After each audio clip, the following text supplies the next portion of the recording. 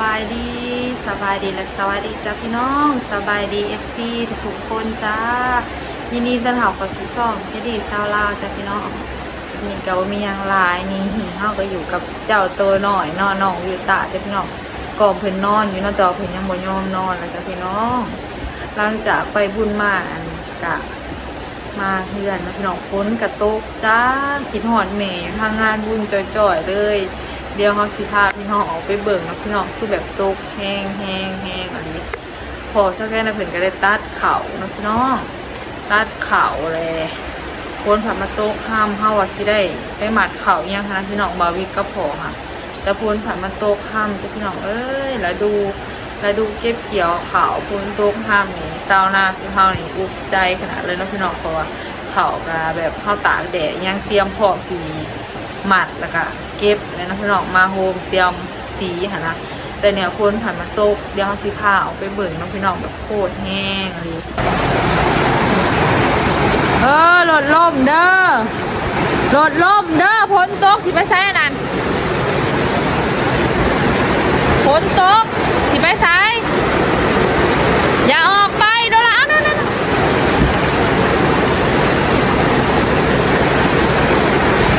ขึ้นเทิงน้องเจ้าแคทน้องพี่น้องพ้นโต๊ะยังขี่รถออกไปแข่งอยู่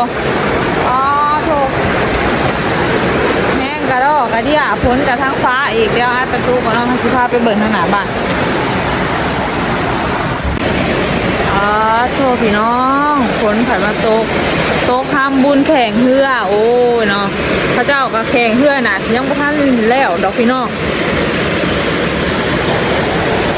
เบิ่งเลยนะในกล้องมันบ่แห้งได้พี่น้องแต่ตัวจริงมาโคตรแห้งเลย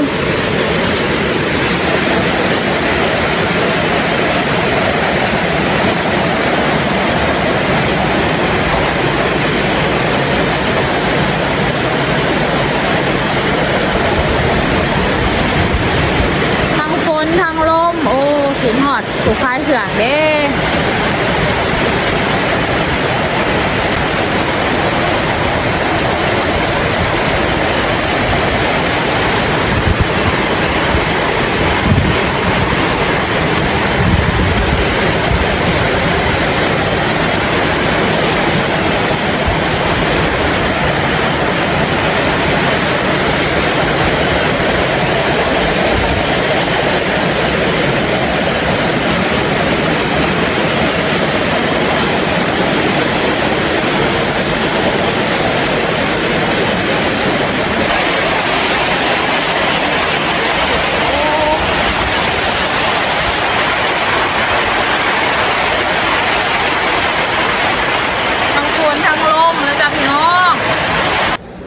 ก่อนไม่ได้กระบอกให้อ้อมรับป้าผืนแป๊บเดียวหนึ่งเกือบรับแต่กลับมาได้นอนอยู่ตาน้อยนอนเด้อคนโตทำบุญแล้วไม่ใหญ่โตไปขายเครื่องเป็นหิวนอนจ้ะพี่น้องอาบน้ำแล้วมากกับแบบง่วงเลยเบิ่งพี่น้องโอ้คนโตสมาคิดหอดแหม่แทบาดนี้เนาะขายของแถมยังนอนอยู่ในหาดนะพี่น้องแต่สิเป็นอะไรเนาะพี่น้องเอ้ยแหม่กาแฟผ่านถึงคนมันตกแห้งได้พี่น้องทั้งฝนทั้งลมได้นี่นะถ้าเจ้าแข่งเพื่อยก็ยังไม่ทันเล่วเราคิดว่าปัวเพื่อนนะตั้ง20 ลำพี่น้องแล้ววันนี้ค่ะเศร้าแค่นั้นก็ไม่ได้เบิ่งเนาะแข่งเพื่อนนะปัวรีบมากนะพี่น้องเห็นฝนเลยคิดหอดแหม่เลยเพราะว่าแหม่คล้ายคล้องกับหญ้ากับน้องโศกคำกับแหม่เพิ่นนอนอยู่คนแล้วพี่น้องนอนล้างโหลดได้พี่น้องแบบว่าครั้งแรกนะที่แบบไปนอนคล้ายคล้องแบบนี้นะปกติคล้ายอยู่ในบ้านนี่ก็สิแบบเดิกแล้วก็เก็บเนาะคือไปคล้ายงานบุญอยู่ในบ้านใกล้ๆค่ะเก็บแล้วก็กลับมานอนเพื่อนเนาะพี่น้องแล้วก็บ่ได้คล้ายลายมือปานนี้เนาะก็เลยคิดหอดแหม่จากสิเป็นใดรับปุ๋ยแล้วอยู่ตาน้อยรับเรียบร้อยแล้วจ้ะพี่น้องสาวหน่อย2 เดือนเนาะ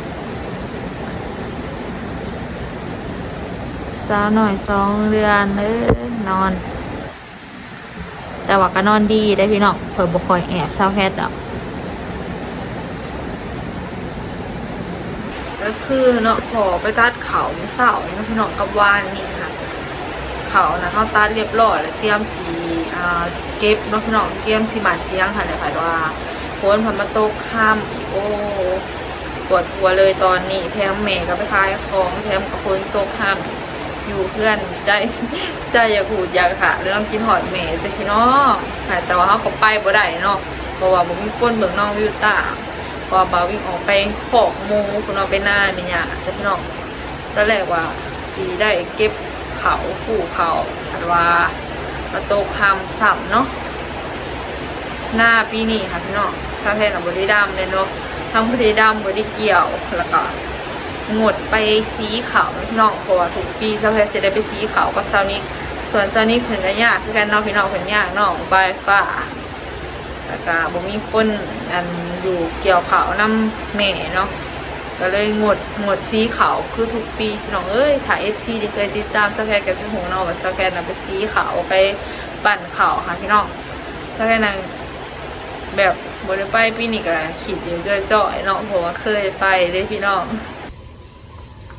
เก็บต่อจ้าพี่น้องเขาถ่ายว่านี่ก็ฮอดถึง8 นาทีเนาะเขาก็เลยสิมาถ่ายต่อแต่พี่น้องบรรยากาศตอนเช้าจ้าบรรยากาศตอนเช้ามือนี่ก็คึมๆนะพี่น้องขออย่าตกอีกเด้อฝนเนาะขวามือนี่ก็เป็นบุญมือสุดท้ายจ้า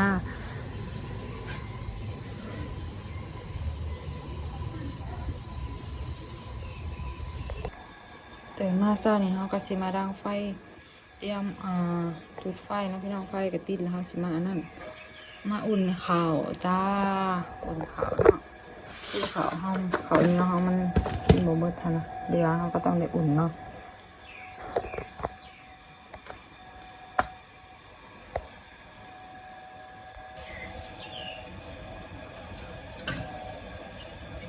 เดี๋ยวเขาสิมาจุดข้าว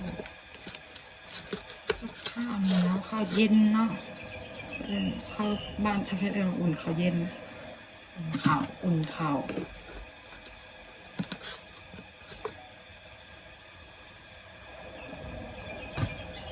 แล้วก็สิมาบิเนาะเป็นปันหน่อยเนี่ยเพื่อให้เขามันเสมอกัน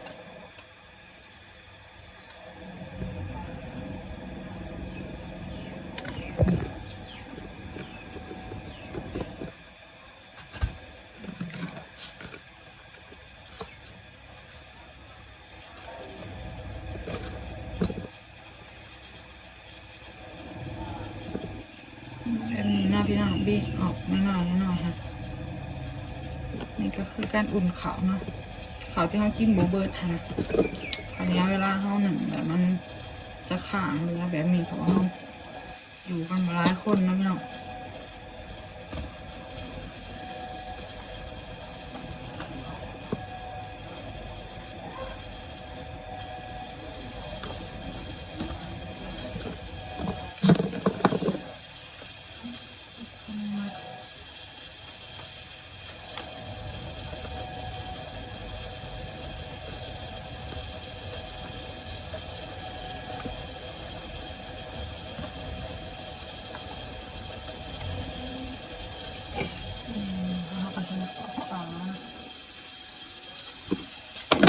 อุ่นประมาณ5 นาที10 นาทีเพื่อหลอกไอ้มันมีไอห่อนเขาก็